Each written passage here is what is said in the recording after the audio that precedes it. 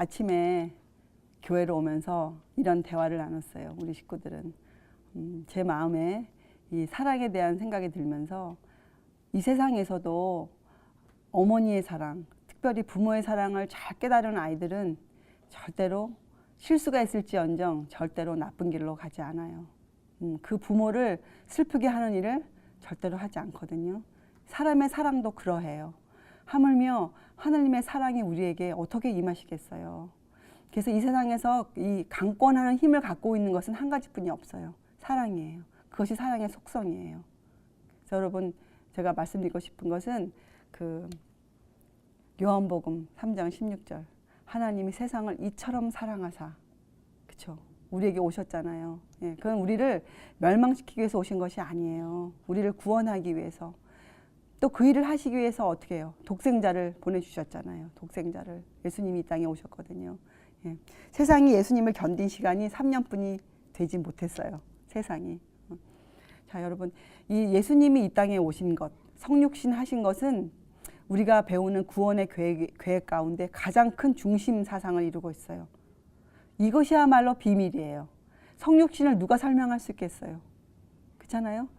신이 인간으로 오신 사건을 어느 인간이 이것을 학식적으로 또 지혜 있게 설명할 자가 이 지구상에는 한 명도 없어요. 예, 그래서 이것을 성경에는 비밀이라, 하나님의 비밀이라 이렇게 부르고 있거든요. 구속의 계획을, 그 중심에 있는 성육신 사건을. 우리가 이것을 어떻게 믿습니까? 하나님의 사랑으로 우리가 이 구원의 계획을 우리가 받아들일 수가 있어요. 하나님의 사랑 외에는 이것을 가르치는 구절이, 가르칠 수 있는 힘이 이 지구에 존재하지 않아요. 그래서 우리가 이 하나님의 사랑을 믿어야 우리에게서 순종할 수 있는 힘이 나와요. 이 하나님의 사랑을 흔드는 것들, 하나님을 신뢰하는 것에 문제가 생기는 것들은 여러분이 과감히 잘라 버려야 돼요. 그런 곳으로는 여러분이 눈을 돌리거나 귀를 열거나 마음을 열어서는 절대로 되지 않아요.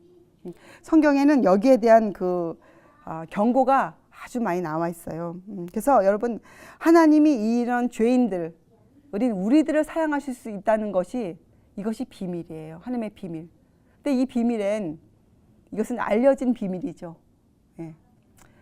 감추어 놓은 비밀이 아니에요. 그래서 영어 단어에도 두 가지 단어가 있어요. 시크릿이 있고 미스테리가 있어요. 시크릿은 정말 잠가 놓은 거예요. 미스테리는 뭡니까? 알려고만 하면 얼마든지 알 수 있는 것이에요. 그래서 이 구원의 계획은 비밀이지만 우리가 예수님을 알고자 하는 목마름만 내 마음에 있으면 우리가 충분히 알 수 있도록 성경에 계시되어 있어요. 이 구원의 계획은. 절대로 모호하거나 이해할 수 없는 것이 절대로 아니에요. 우리 쪽에서 경계해야 할 것은 한 가지예요.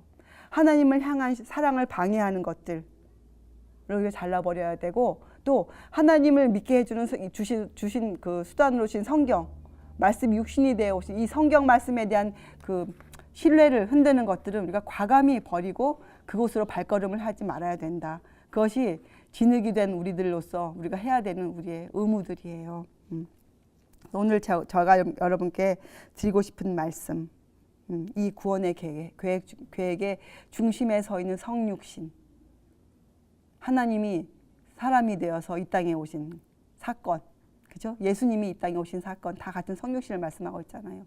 예수님의 인성 문제, 예수님이 어떠한 인간이셨는가.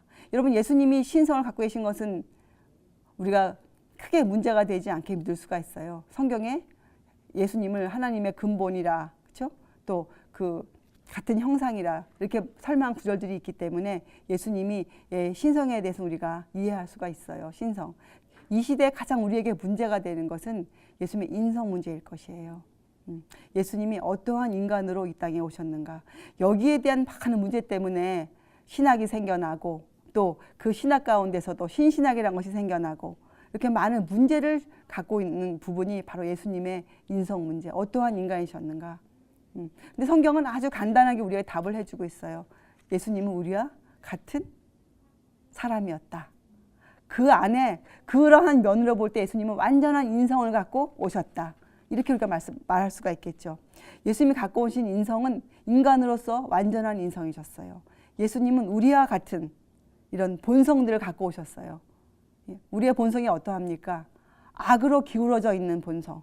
그래서 성경에 보면 예수님의 족보가 나와 있잖아요. 그 족보에 누가 나와 있습니까? 예, 다말. 우리가 다말을 세상 사람의 안목으로 볼 때 다말은 솔직히 끼어들 수가 없는 그러한 죄를 갖고 있는 사람이 다말이잖아요. 다말.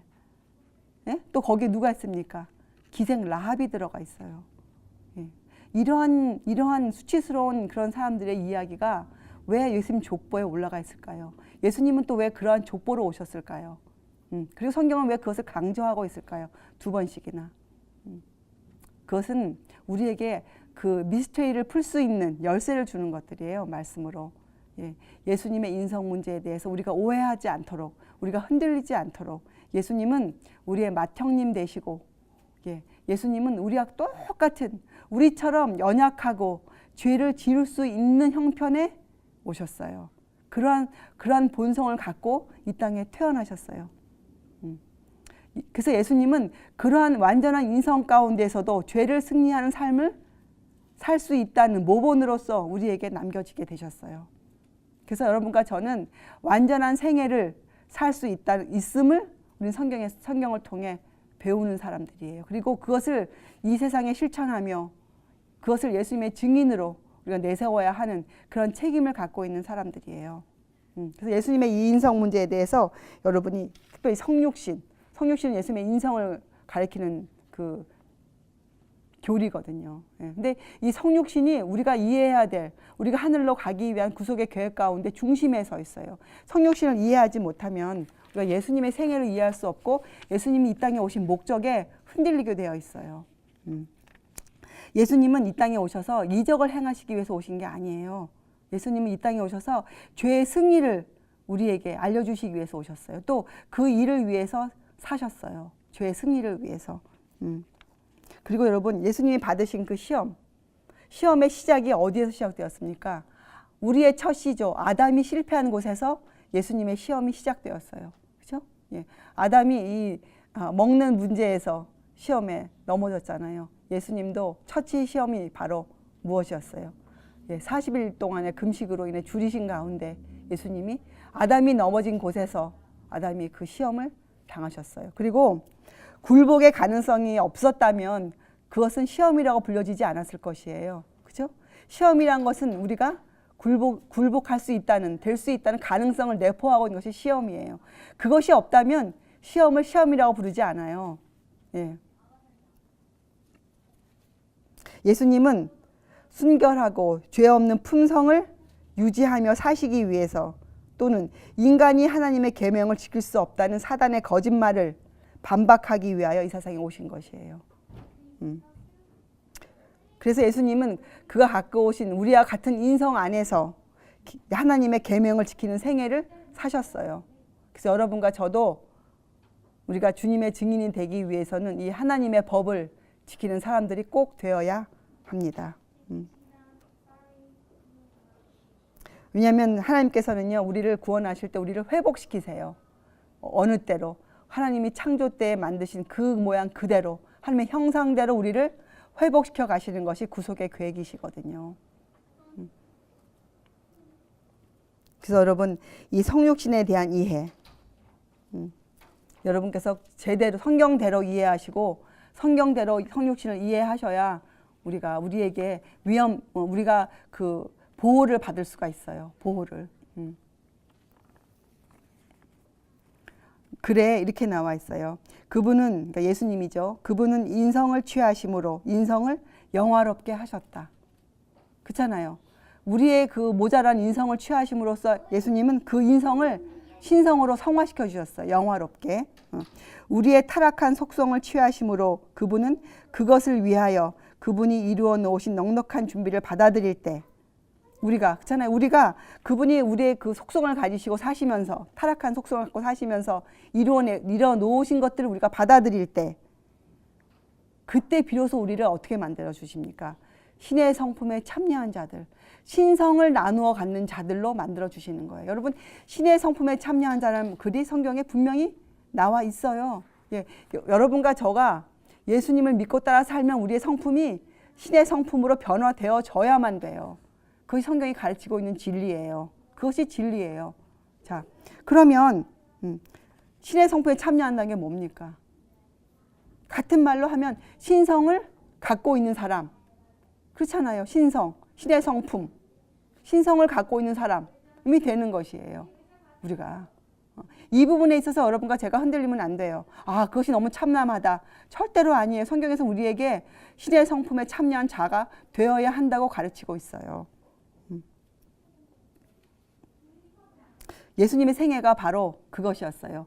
신의 성품에 참여한 자가 어떻게 살아갈 수가 있다. 이 땅에서, 이 타락한 지구에서 그것을 보여주신 것이 예수님의 생애예요. 우리가 지금도 사복음서를 공부하고 있잖아요. 오늘도 공부하겠지만 예수님은 타락한 우리의 인성을 그분의 신성과 연결시켜 주시기 위해서 이 땅에 오신 것이에요. 이것은 굉장한 아주 높은 경지의 진리예요. 이것은 굉장히 높은 영적인 진리예요. 이 성육신은 영적의 눈이 뜨여 있지 않으면 깨달을 수 없는 성경 말씀이에요. 이 성육신을 그저 이해하면 여러분 우리에게 큰 오해가 생겨요. 잖아요. 영접하는 자에게, 그 이름을 믿는 자, 영접하는 자에게 하나님의 자녀가 되는 권세를 주셨다 하셨거든요. 성육신을 이해해야 이 권세를 가질 수가 있어요. 그렇죠? 신의 성품에 참여해야 이 권세가 나의 것이 되니까. 그저 믿는다고, 그저 입으로 시인한다. 이 차원도 틀린 것이에요. 믿음의 차원도. 우리가 주님의 말씀에 순종할 때, 우리가 믿음으로 나아갈 때, 순종은 다른 말로 하면 믿음이잖아요. 우리가 믿음으로 나아갈 때, 우리가 성육신에 대한 이해가 우리 눈으로 보지 못하고 우리가 알 수 없지만 우리가 말씀을 근거로 우리가 말씀에서 제시한 그대로 받아들일 때 우리가 영적인 눈이 트이는 거예요. 그것이 믿음이에요. 그래서 여러분 우리가 이 시간에 하나님께 깊이 마음으로 기도하세요. 하나님께서 성령님 우리에게 보내주셔서 우리의 마음의 눈이 성령님에 의해 열려서 우리가 이 영적인 진리들을 우리가 그대로 볼 수 있는 통찰력을 우리에게 주시도록. 이것이 없다면 우리가 성경에 있는 말씀들을 이해하는데 큰 문제가 생겨요. 여러분 그것을 간구하세요. 매일 아침 저녁 기도 드릴 때 성령을 간구하세요. 우리에게 이 영적인 통찰력이 생기도록. 이것이 없이는 우리가 주님을 볼 수가 없기 때문에 그러해요. 여러분 이 아침에 주님께 그것을 간구하세요. 성령의 내재하심을 간구하세요. 기도하시겠어요? 하늘에 계신 하나님 아버지, 저희들은 미련합니다. 저희들은 소경입니다. 저희들은 앞을 볼 수가 없습니다. 주님, 성령님을 저에게 보내주셔서 저희에게 앞을 틔워주시고 저희가 주님의 진리를 그대로 이해하고 깨달을 수 있도록 저희를 도와주시옵소서. 저희가 세상의 그 어느 것에도 흔들리지 않고 주님의 말씀의 그 반석 위에 굳건하게 서 있을 수 있도록 저희들을 인도하여 주시옵소서. 저희의 마음의 눈을 열어 주를 보게 하여 주시옵소서. 주님 감사드리오며 귀하신 예수님의 이름으로 아버지께 간절히 기도드리옵나이다. 아멘.